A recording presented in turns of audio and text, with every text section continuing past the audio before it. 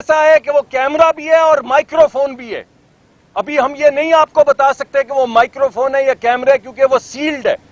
और हम ये चाहते हैं कि पुलिस इसको एविडेंस के तौर पे ले, हमारे सामने खोले और फिर देखे कि उसके अंदर क्या क्या है। 2 डिवाइसेस लगी हुई हैं बूथ के अंदर, साइड पे एक चीज लैंप पड़ा हुआ है जिसके नीचे को 30-40 के करीब वो सुराख हैं, बल्ब्स हैं, ताकि पता न चल सके कि ये कैमरा है या नहीं। और 2 कैमरे ऊपर लगे हुए हैं। ये है जनाब इस मुल्क की डस्का नंबर 2। पहले तो धुंध थी तो वोट के डब्बे और प्रिजाइडिंग अफसर दोनों गायब हो गए।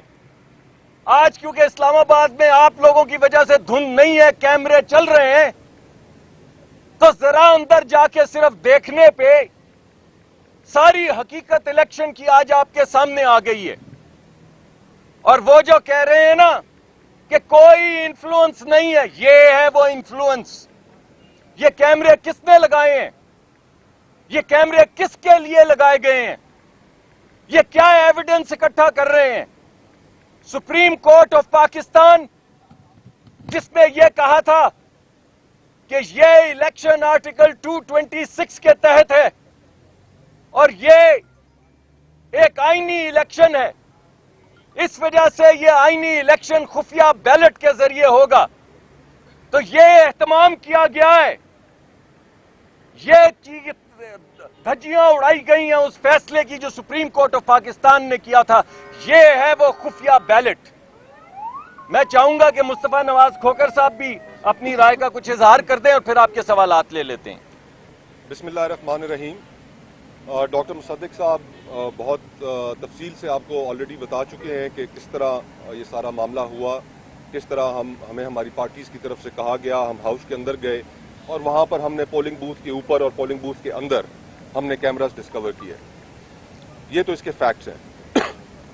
लेकिन इसमें अब जो इम्पोर्टेंट चीज़ है मेरी नज़र में, इम्पॉर्टेंट चीज़ ये है कि हाउस की जो सिक्योरिटी है उसकी जिम्मेदारी और खुसूसन इलेक्शन से पहले वो चेयरमैन सेनेट की है, वो सेक्रेटरी सेनेट की है और उनके हेड ऑफ सिक्योरिटी की है।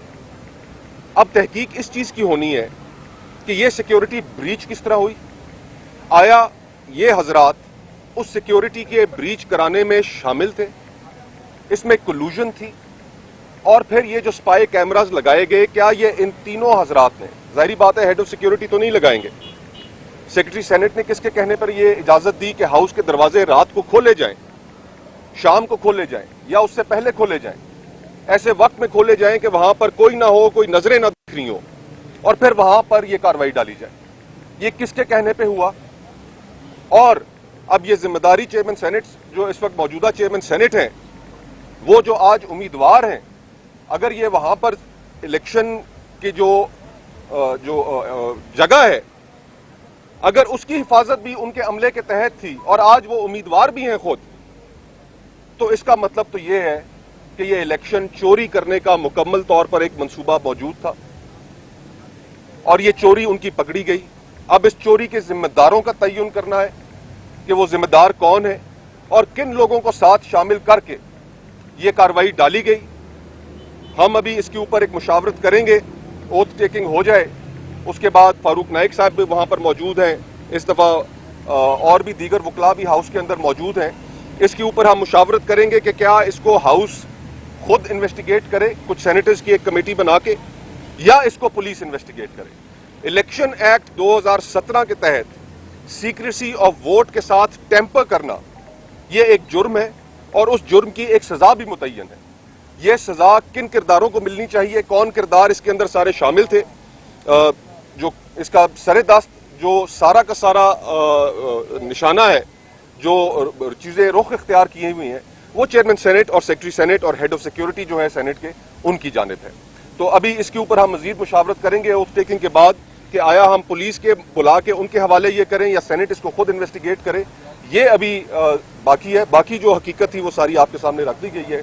एक अहम चीज मैं दरखास्त करना चाहता हूं इस मौके पे इलेक्शन कमीशन से, क्योंकि इलेक्शन कमीशन वो जो बूथ की जिम्मेदारी है, कानूनी तौर पे तो मैं नहीं जानता, लेकिन मेरा ख्याल है कि किसी हद तक जिम्मेदारी इलेक्शन कमीशन की भी है।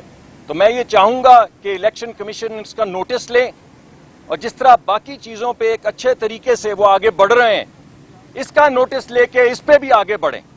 हमारा जाती ये ख्याल है कि ये 62-63 का केस है, यानी जिसने भी ये किया है ना वो अमीन है और ना वो सादिक है। उसको ताहयात उसकी रुकनियत किसी भी पब्लिक ऑफिस से खत्म होनी चाहिए इस अमल के बाद। तो मेरी दरखास्त है सुप्रीम कोर्ट से, जिन्होंने हुक्म दिया था कि ये सीक्रेट बैलेट होगा, हमने तमाम हकायक आपके सामने रख दिए हैं और हमें उम्मीद है कि सुप्रीम कोर्ट इसका नोटिस लेगा। हमने तमाम हकायक आपके सामने रख दिए हैं और हमें उम्मीद है कि इलेक्शन कमीशन इसका नोटिस लेगा। और हम आपकी ये यकीन दहानी करवाना चाहते हैं कि जहां तक सेनेट का ताल्लुक है, हम इससे नहीं हटेंगे और हम इसको इसके जो भी इसका नतीजा निकले वहां तक पहुंचा के दम लेंगे। मगर बड़े शर्म का मुकाम है कि एक तरफ इलेक्शन लड़ने आए हैं, दूसरी तरफ कैमरे लगा रखे हैं। इससे आपको एहसास होगा कि हुकूमत को कितना एतमाद है अपने लोगों पे। और पिछला इलेक्शन, इससे आपको पता चलेगा कि किस किस्म की हॉर्स ट्रेडिंग इस मुल्क में हो रही है। जहां पे खैबर पख्तूनख्वा में पैसे सामने नजर आए तो पीछे के पीटीआई, जहां पे पैसे पीछे बैग में पड़े हो तो आगे पीटीआई, और चोर बाकी सब जमातें। ईमानदार सादिक और अमीन इमरान खान साहब, बाकी सब चोर। मगर जहां नोटों की गड्डी हो वहां पीटीआई, जहां पे कैमरे लगे हो वहां पे पीटीआई, जहां पे सौदागरी हो रही हो वहां पे पीटीआई। आपको इतना एतमाद नहीं है, आपको अपनी पूरी पार्टी में से एक बंदा चेयरमैन सेनेट या डिप्टी चेयरमैन के लिए नहीं मिला। आपने लोगों के कैंडिडेट, दूसरी पार्टियों के कैंडिडेट खड़े किए। आपको इतना एतमाद नहीं कि अगर किसी को खान साहब इलेक्शन लड़वाने के लिए या लड़ने के लिए कहते हैं तो पार्टी वोट देगी।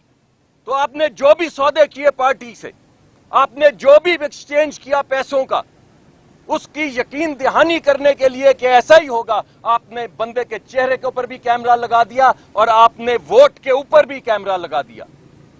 ये है भाईजान हाइब्रिड रूल की डेमोक्रेसी। सेनेटर मुस्तफा नवाज मोहम्मद साहब, ये बताइएगा कि मुस्लिम लीग नून तो कल से कह रही थी कि जो एम्पायर्स हैं वो न्यूट्रल नहीं है और कॉल्स आ रही हैं। आज भी साबिक वज़ीर-ए-आज़म शाहिद खाकान अब्बासी साहब ने ये कहा, लेकिन रिपीटेडली जो साबिक प्राइम मिनिस्टर हैं यूसुफ रज़ा गिलानी और अभी जो उम्मीदवार हैं चेयरमैन सेनेट के लिए, वो कहते हैं कि अभी तक न्यूट्रल हैं। तो आपको आज के वाक़े के बाद आप ये कह सकते हैं कि जो एम्पायर्स हैं वो न्यूट्रल हैं?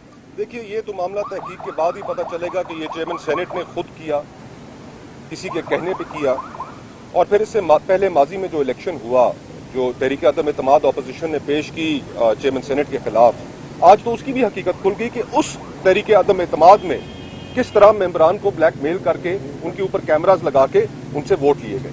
ये तो आज सारी हकीकत, अगर मैं और डॉक्टर साहब वहां पर ना जाते, हम ये पहले तब चेक ना करते, तो फिर ये सामने नहीं आनी थी। और अमूमन इस मुल्क में अगर कोई कैमरा लगाता है, कोई गुफ्तगू सुनने का निज़ाम जिनके पास मौजूद है, वो आपको भी पता है और मुझे भी पता है। तो ये इसकी एक मुकम्मल और जामे और शफाफ तहकीकात होनी चाहिए। और जहां तक तहकीकात तो एक तरफ, लेकिन आज ही वो साहब उम्मीदवार भी हैं चेयरमैन सेनेट बनने के, तो वो किस मुंह से चेयरमैन सेनेट का इंतखाब लड़ेंगे? हम चाहते हैं कि वो फिल फौर दस्तबरदार हों, वो चेयरमैन सेनेट का इलेक्शन लड़ने के अहल रहे नहीं है। और अगर वो दस्तबरदार नहीं होते तो हमारे पास तमाम आईनी फोरम्स भी मौजूद हैं जिसमें क्रिमिनल इन्वेस्टिगेशंस भी होंगी। इस वक्त भी मौका है उनके इंतखाब से पहले पहले वो दस्तबरदार हो जाएं, कोई और उम्मीदवार उनकी जगह आ जाए, तो ये शायद ऑपोजिशन को काबिल कबूल हो।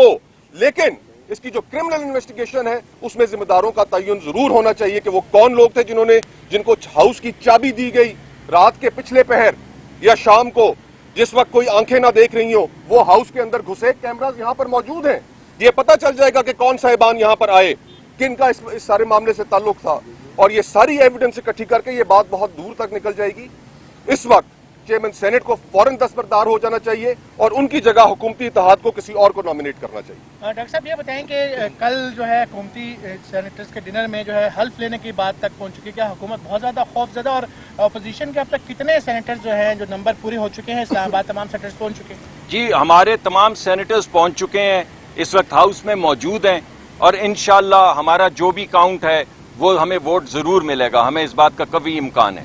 जो कल से शाम से जो रूमर्स चल रही थी कि हुकूमत के अंदर बौखलाहट है और वो ओथ लेने को तैयार नहीं है, जो भी मामलात हुकूमती पार्टी के अंदरूनी मामलात जो आपके ज़रिए ही हम तक पहुँच रहे थे, आज अगर किसी को शक था तो वो शक दूर हो जाना चाहिए। अगर आपको यकीन है अपने कैंडिडेट्स पे, आपके कैंडिडेट्स ओथ लेने को तैयार नहीं है और आपके यकीन की कैफियत यह है कि आपने कैमरे लगा रखे हैं चेहरे पे भी और वोट के ऊपर भी और माइक्रोफोन लगा रखे हैं, यानी हो सकता है यह भी कहा गया हो कि वोट डालने के बाद बेटा कहना है माइक्रोफोन के अंदर कि ये मेरा नाम, ये मेरी तस्वीर, मैंने वोट डाल दिया है। अब आपको पता चला है कि सीक्रेसी ऑफ वोट क्यों इंपॉर्टेंट है। अब आपको पता चला है कि सुप्रीम कोर्ट ने क्यों कहा था कि वोट जो है वो सीक्रेट होना चाहिए। जो वोट नहीं डाले, आपको क्या मालूम नहीं उनके साथ क्या होता है? आपने नैब के मुकदमे नहीं होते देखे उन लोगों पे? आपने देखा नहीं है कि कैसे गाड़ियों में से 30-35 किलो हेरोइन निकलती है अगर आप बात ना माने तो ये जो सीक्रेट टेप्स बनती हैं, ये जो नैब के मुकदमात बनते हैं, ये जो आपके ऊपर हेरोइन डाली जाती है या दीगर मुकदमात किए जाते हैं या आपके कारोबार बंद किए जाते हैं, ये तस्वीर इस्तेमाल की जाती हैं लोगों को फोर्स करने के लिए कि वो अपने ज़मीर की आवाज ना सुने, कोई और आवाज सुने। तो मैं तो चेयरमैन सेनेट साहब जो हमारे पुराने हैं क्या कहूं मैं, उनसे यही कहूंगा कि काबे किस मुंह से जाओगे गालिब, शर्म तुमको मगर नहीं आती। YouTube पर Googly TV देखने के लिए youtube.com की सर्च बार में Googly TV टाइप करें। Googly TV के पेज पर सुर्ख रंग के सब्सक्रिप्शन वाले बटन पर क्लिक करना ना भूलिए। YouTube पर अपलोड होने वाली वीडियो से बाखबर रहने के लिए बेल आइकॉन पर क्लिक कीजिए। आपको हर नई आने वाली वीडियो के बारे में नोटिफिकेशन मौसूल हो जाएगा।